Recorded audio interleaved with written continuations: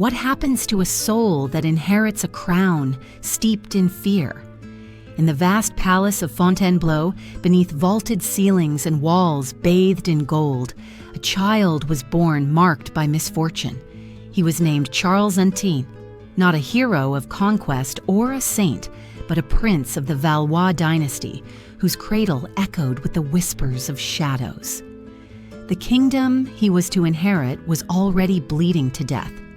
France in the mid-16th century resembled a broken chessboard where Catholics and Huguenots sharpened their swords right at the altars.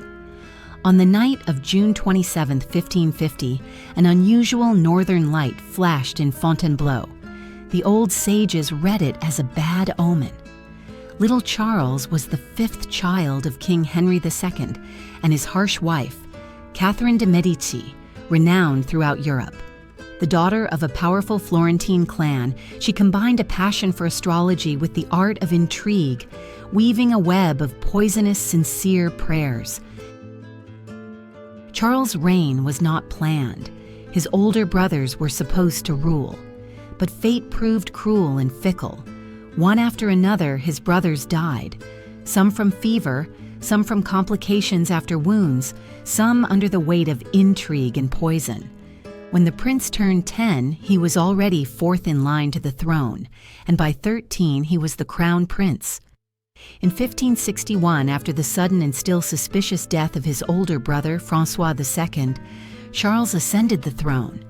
But in reality, someone else ruled the country. Catherine, like a black angel in an abandoned temple, stood behind the throne. Her power was based on a mixture of alchemical potions, political intrigues, and chronicles of astrological omens.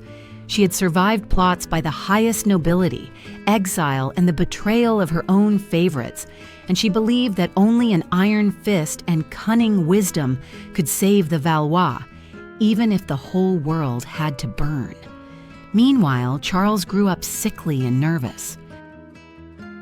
During the day, he was haunted by nightmares of fires and rivers full of blood, and at night he wandered the corridors, writing down his fears in notebooks with peeling leather covers.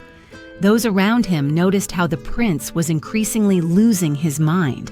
He would shout into the void, burst into tears at the sight of old mirrors, and sometimes, forgetting his youth, chase forest animals, killing them by the dozens. People said he was absorbing this blood, trying to escape the unbearable emptiness inside. The kingdom was crumbling from within. In the streets of Paris and Bordeaux, Catholics and Huguenots were fighting each other with swords, and hunger and poverty were rampant throughout the country. Farmers died from tax oppression, townspeople from distrust of their neighbors. Charles tried to act as a judge of peace. Temporary truces were concluded. Congresses were convened in Amboise and Montmorency, where the prince, with a trembling hand, shook the hands of hostile nobles. But all efforts came to naught. The wounds of religious division were too deep. Due to poor health and his young age of 13, Charles was already showing the first signs of mental disorder. He was assigned court physicians, and Catherine added bitter mercury and opium decoctions to his diet to suppress rebellious thoughts. The ancestral shadow of Malmontre and the Lorraines weighed heavily on the throne. The Lorraines whispered that the Huguenots were gaining the upper hand, while the Huguenots feared that the Catholics would once again stage a bloody massacre. Finally, the year 1572 arrived, and the mother decided to bind the two confessions together in marriage. Her daughter, Marguerite de Valois, was to marry the Huguenot prince Henry of Navarre. The celebrations in Paris promised to be a celebration of peace. Bells rang out across the city, courtiers decorated the streets with flowers, and subjects whispered about a new era. But behind the rosy facade, knives were already being sharpened. Catherine would not allow her son to take royal power, fearing his instability and seeking to keep everything in her own hands. Charles IX had virtually no control over his court, and this frightened him. Factions gathered around him, ready to burn the kingdom in a struggle for influence. The Seine River ran red with blood, and the King of France stood frozen on the balcony like a ghost.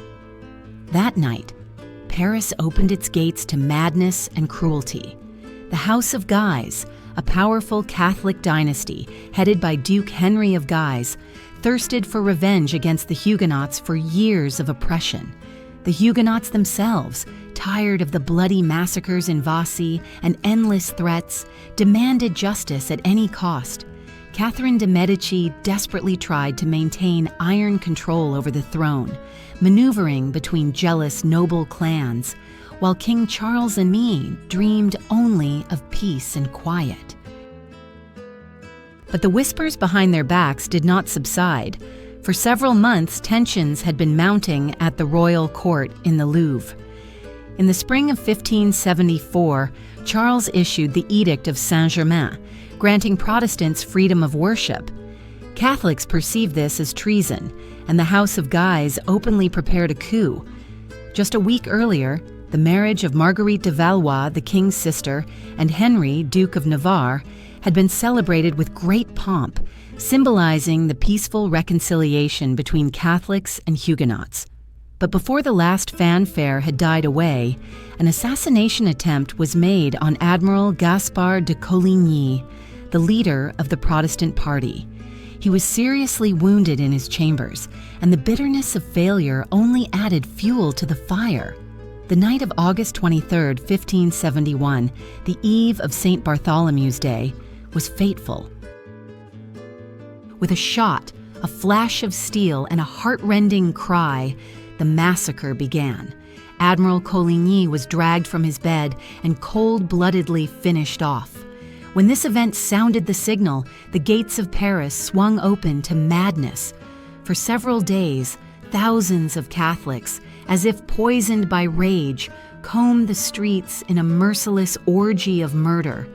Men were cut down with sabers, women and children were dragged into cellars, and no one was spared. The Seine became a river red with blood, bodies were thrown into wells, and the nascent Europe shuddered at the details. Pregnant women were cut open in front of silent witnesses, some victims were caught and skinned alive, and all this unfolded right in front of Charles Knight, who was standing on the balcony. Some claimed that the order came from him, others that it was Catherine's hand, but the only thing that was certain was that Charles did not take a single step to stop the bloody carnage. He seemed possessed. Eyewitnesses said that he had dreams of a sea of corpses, which is why the royal servants sometimes heard him moaning, "Kill them all. Let no one survive to condemn me." His voice boomed through the halls of the Louvre like a cursed trumpet from hell. Immediately after the massacre, rumors began to spread, so horrific that they live on in the memory of the people to this day. It was said that the king drank the blood of his victims and demanded the heart of a Huguenot child on a silver platter. Allegedly, he jumped on corpses, biting flesh with a merciless appetite and covering himself with his own blood while laughing. No official document with such details has survived, but in the dark corners of the palace, Charles was already being called the Cannibal Prince of France. The image grew to mythical proportions. He was no longer perceived as a human being, neither by the courtiers nor by the common people, and probably not even by himself. By the end of the massacre, according to various sources, up to 10,000 Protestants had been killed. Paris was turned into a single grave, and instead of glory, the king found only agonizing guilt, or something even more sinister. He wandered through his chambers at night, whispering the names of the dead and refusing water and soap. His robes were stained with blood and sweat. His nails grew long and black, like the tentacles of an ancient evil, and his letters, written in blood and tears, contained pleas and curses. "Do you hear the walls creaking? A giant hand is dripping on my crown." At 23, the king looked 40, hunched over, trembling, soulless and hopeless. Catherine resorted to doctors and astrologers, fed her son herbs and crystals, all to no avail. France, already ravaged by religious wars, found itself under the rule of a man whose head had turned into an ash heap of thoughts and screams. The best musicians of the Burgundian halls no longer played serenades for the court, and the courtiers whispered fearfully, when would the next attack come? He would laugh madly, unable to understand why, then hide in a corner, muttering about stains that could not be washed out. By 1573, just a few months after the bloody massacre, the king had descended into complete madness. He suspected poisoning in every piece of bread and forced his mother to taste his food first. Servants were afraid to even enter his chambers. Some were punished for being too quiet, others for being too loud. No one dared to name the king's illness aloud. France was left without a king, but gained a curse, wrapped in purple and velvet. The royal physicians threw up their hands. They diagnosed gloomy melancholy, talked about an imbalance of humors, and sometimes blamed God's wrath for the misfortunes. But that was not enough. Charles twitched as if he were ashes in which the embers of the past still smoldered. He tore and thrashed about, vomiting blood so often that the sheets had to be changed every few hours, and his limbs grew thin and uneven, like dry branches shed by the cold autumn. The Ghost King, the Martyr King, the Monster King, all that remained of him were whispers of that ominous night when Paris turned into a scarlet labyrinth of death. The king who saw ghosts and wept before the portraits of his ancestors is not a plot from a fantasy novel, but a scene from the life of Charles None. His once remarkably alert eyes became clouded. Charles IX's gaze wandered around the far corners of the chambers as if he were tracking invisible figures crawling on the walls. One night, a former chamberlain found him on his bed, with tears streaming down his cheeks, whispering, "They are coming for me, with knives made of children's bones." And yet Catherine de' Medici did not relinquish the reins of power. For almost 15 years, she had ruled France virtually alone, even though her son was the king. She turned the monarchy into her own theater, where her word was law. To preserve the Valois dynasty, she sacrificed everything: her honor, her religious beliefs, and even her children.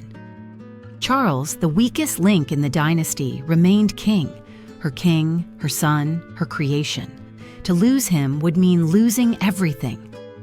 Catherine fed her son medicines, essentially poisoning him, keeping him alive during endless convulsions and psychotic episodes, and convincing him to continue ruling. But even that did not help. After the bloody St. Bartholomew's Day massacre, all of Europe was in horror. The Protestant states of England, the German principalities, and the Netherlands declared the French monarchy demonic, and Pope Pius I, in a paradoxical gesture, sent Catherine a golden rose in honor of her royal victories. But France was not only politically undermined, but also morally crushed. Charles himself felt power slipping through his fingers. In secret councils, he began to admit to the murders, ordered the names of the ruined nobles to be read out clearly, then wept and begged for forgiveness. He obsessively demanded that his chaplains repeat a melancholic madrigal about the tears of angels over and over again, sitting motionless for hours, whispering prayers silently as if hypnotized and pouring out his remorse to the dead.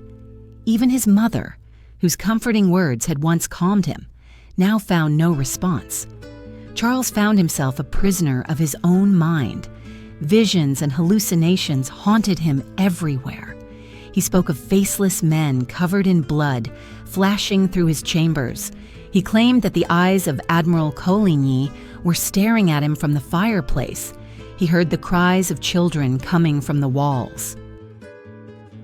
At night, it seemed to him that his bed was literally floating in the air, and in the morning he woke up scratched and bleeding, convinced that something had crawled under his skin. The king's doctors endlessly balanced his humors, but only new blood came out of his body. Soon he grew pale and cold, like wax, barely touching this world. Nevertheless, in rare moments of clarity, the ninth king spoke of love. He remained young, only 23 years old. He was faced with the duty of a bloody heir, raised by his mother to kill in the name of the dynasty. In 1570, he married Isabella of Austria, a quiet and devout princess. But love did not blossom. She trembled in his presence, and he would either embrace her tenderly or fly into a rage. But there was another woman close to him, his secret mistress, Marie de Touraine, the daughter of a nobleman from Touraine. Her calm voice was able to calm his demons. They had a son, the only known heir to Charles of Manten, to whom he devoted himself in letters to his mistress with lofty, poetic revelations. My angel, my star in the darkness. But even this bright thread was cut short. Marie could not save the king. Rumors began to spread at the royal court about Charles' incompetence and insanity. The Catholic party of the Guise family, greedy for power, was preparing to depose the sick king and enthrone Catherine's younger son, Henry, Duke of Anjou. Charles, tormented by fever and paranoia, increasingly demanded to see his brother's letters, convinced that he was plotting a conspiracy. He accused his mother of treason, even though he himself was bleeding to death in his chambers. At the beginning of 1574, the king began to suffocate repeatedly and vomit blood. The coughing fits lasted for several hours, and by then it was clear that the disease, probably tuberculosis, had won. The king, who saw the ghosts of his own horror, proved weaker than any plague. Soon he bowed his head forever, leaving behind a grim trail of tears, blood, and ghostly visions. Imagine a king who, in his delirium, puts bones to his lips and whispers for forgiveness from the dead. It was said that Charles IX's body was slowly poisoned, year after year, as if with syrup infused with poisons. Who was behind it? Enemies, ambitious courtiers, or perhaps even his own mother, Catherine de Medici? Whatever the reason, his health was failing. His mind was following him into the abyss, and he stubbornly clung to the crown. "I will die as France dies," he whispered, in screams. In the last weeks of his life, he was a shadow of a man, half decayed, wrapped in velvet, almost dead. According to contemporaries, the king screamed at the birds outside his window, convinced that they were messengers of the devil. He scratched the cross above his bed and demanded that the crucifix look at him in his final moments. Charles could no longer eat solid food, only broths, which he immediately vomited. His exhausted servants tried to wash away the sweat, blood, and other signs of illness, but the smell of rotting flesh lingered in the chamber. And yet the most terrible thing happened in his final days. Charles began to collect human bones wherever he could find them. Some claimed that he dug them up secretly from the royal tombs at Saint-Denis, while others whispered about the overgrown graves of the victims of the St. Bartholomew's Day massacre. He placed the bones in his bed, kissed them, wrung his hands, and whispered, "Forgive me. Just say mercy." And when the fever reached its peak, rumors spread that he gnawed and licked the remains as if he wanted to absorb the guilt of others. No one knows for sure if this really happened, but the legend has survived in the memory of France. On May 30th, 1574, Charles IX breathed his last breath. It was a cry. He was 23 years old.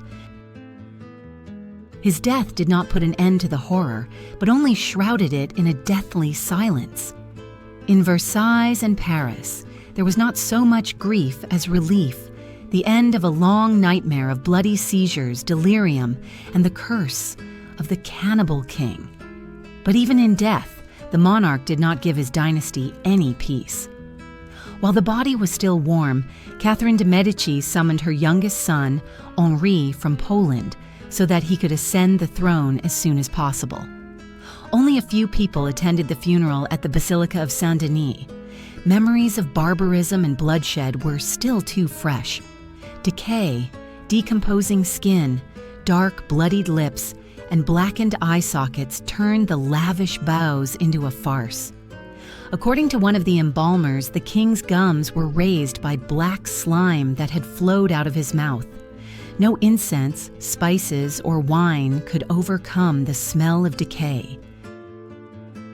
The Cannibal King remained in oral legends. In taverns and dark alleys of Paris, it was whispered that his spirit roamed the halls of Saint-Denis, his mouth bloodied and a bone in his hand. It was said that children born on the night of the St. Bartholomew's Day massacre suffered nightmares featuring his face.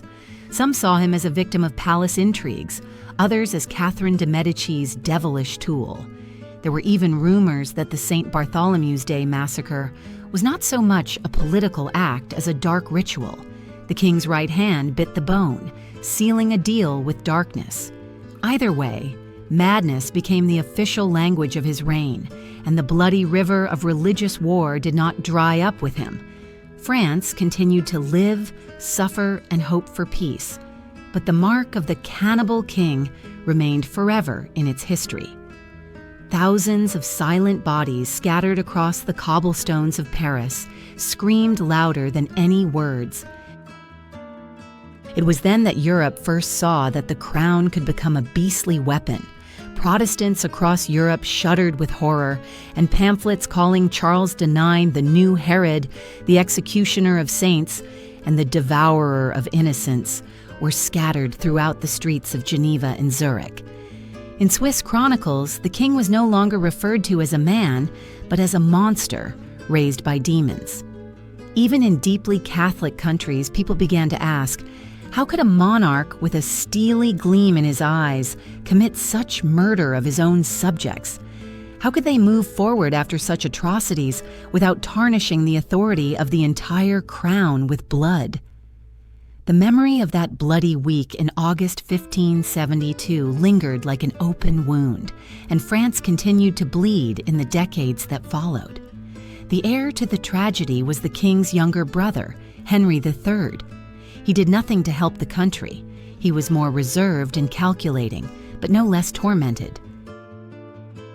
His reign was marked by new religious wars, intrigues, and murders, until in 1589 he fell victim to a knife. The Valois dynasty rotted from within, not exploding in a grand finale, but slowly crumbling, as if covered with worms, a house of kings devouring itself. Charles IX became the darkest symbol of this internal decay. It was not just a royal failure, it was the embodiment of the predicted demise of absolutism. For who was this monarch really? A child who, at the age of 10, was handed power over millions. A boy who was elevated to the rank of a demigod before his own character had formed. Oppressed by his mother's regency, hounded by court intrigues, drugged by the special potions of court physicians, he was kept on a short leash by the princes of Lorraine and Gaston de Coligny, whose respect for him shocked the nobility. Some idolized him, others trembled before him, and everyone dreamed of encouraging and admonishing him. When the crown's machine cracked under the weight of blood and madness, the only thing his entourage could say about the king was that he was crazy, possessed, as if he alone was to blame. His soul. But could he have behaved differently, being a reflection of a system that itself dug its claws into its subjects? Absolute monarchy demanded unquestioning obedience, endless manipulation, endless wars, and a legacy washed in blood. His mother, Catherine de' Medici, loved her son only as long as he served her treacherous purposes. The court applauded every new Huguenot executed until it became inconvenient. The people raised their eyes to the king only to curse him when victims fell under his sword. This is where the true rot of the crown lies. It breaks people more beautifully than any art. In a few surviving fragments of letters and notes written by Charles himself, 10 short excerpts now kept in the National Archives of France, not only the image of a murderer emerges, but also that of a fearful child aware of his own downfall.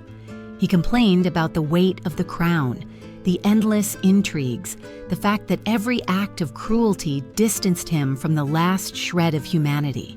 But it was impossible to take a step back. There was no other way, only the shining but inexorable crown. The crown always demands a price, so high that even the devil would tremble. And now, almost 5 centuries later, we still ask ourselves, did Charles IX really eat human flesh? Or was it just a terrible invention of a grief-stricken people trying to justify the unimaginable cruelty of their king? Was it a metaphor, a symbol, or a disease? There is no answer. But Charles' bloodthirsty eyes, the drops of blood on his hands, and the deathly silence that followed him through the courtyards of the Tuileries and the Louvre are all true. So are the graves that marked his campaigns and the fear that still hangs over the royal necropolis in Saint-Denis. If you walk through the dimly lit halls of the Louvre or listen to the wind blowing over the cobblestones of Saint-Denis, you can hear a quiet whisper. Charles still carries the weight of his crimes and perhaps begs for forgiveness like a hungry, defeated lord. But before we bury Charles IX under the dust of his downfall, we must accept the final truth. This was not only the personal tragedy of a king, it was the drama of his mother. Behind the exquisite silk and poisonous charm stood Catherine de Medici, queen, widow, mother, and architect of spiritual devastation. She did not simply raise a monster of a child. She created the soil in which he withered, and when she looked in the mirror, she saw not only her own greatness, but also the abyss of destruction she had left behind. Catherine was born in fear, the daughter of Lorenzo Medici and Madeleine de la Tour d'Auvergne, orphaned in infancy and hardened by the ruthless intrigues of the Italian Renaissance, where daggers spoke louder than prayers. Noble blood flowed through her veins, but for many years she remained a pawn in other people's games. Pope Clement used the young princess as a chess piece, and her marriage to the future Henry II of France was not for love, but out of political necessity. It was this union that led to the tragic rise of the old House of Valois and the bloody decline of their power. She entered the court like an uninvited guest, silent and inconspicuous, and years later became the most terrifying figure in France. How did a figure who was once the subject of ridicule and a backdrop decoration grow into a ruler whose name struck fear into the hearts of kings and nobles? Catherine de' Medici arrived in France as a 15-year-old girl from the Medici family of Florence, and at court she was immediately dubbed the awkward foreigner. They said she had neither talent nor charm, but instead favored the beautiful Diane de Poitiers, the favorite of Henry II. But Catherine watched and learned, like a shadow, patiently absorbing every word and action around her. The turning point came in 1559, when Henry II died in a tournament, pierced by a sharp helmet spur. Francis II proved to be too fragile a young man, and Charles, next in line, was still a child. Then Catherine stepped forward, not with a sword, but with hidden fear and ruthless cunning.